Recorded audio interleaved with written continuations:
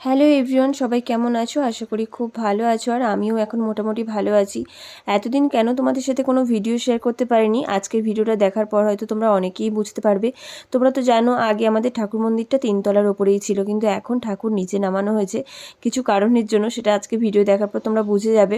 তো সকাল সকাল পুজোটা করে নিয়েছি, আজ বৃহস্পতিবার। আর তারপরে আমি কিছু ড্রাই ফ্রুটস আর তার সাথে কাঁচা ছোলা খেয়েছিলাম। আর তারপর সেন্টার থেকে যে খিচুড়িটা দেয় সেটাই খেয়েছিলাম।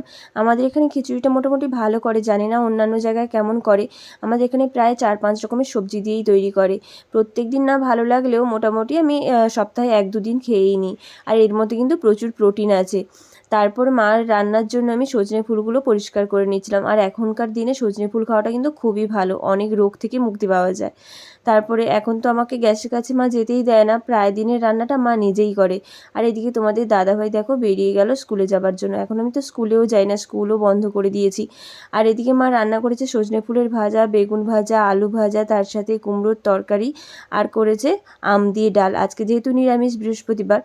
তারপরে বাবা এসে এখানে অনেক কটা ওল খুলেছিল, সেই ওলগুলোই মা নিয়ে গিয়ে বাড়ির ভেতরে রাখছিল।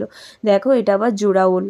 তারপরে আজকে দুপুরের ওয়েদারটাও খুবই সুন্দর ছিল, মানে এতটাই ভালো ছিল কি বলবো। মানে মেঘলা মেঘলা ওয়েদারে বেশ ভালোই লাগছিল। আর বিকেলের দিকে আমি কিছু কাট ফ্রুটস খেয়েছিলাম। আচ্ছা, তোমরা কে কে গেস করতে পেরেছো অবশ্যই কিন্তু কমেন্টে জানিও আমি এতদিন কেন ভিডিও দিতে পারিনি। তো আজকের মতো বাই।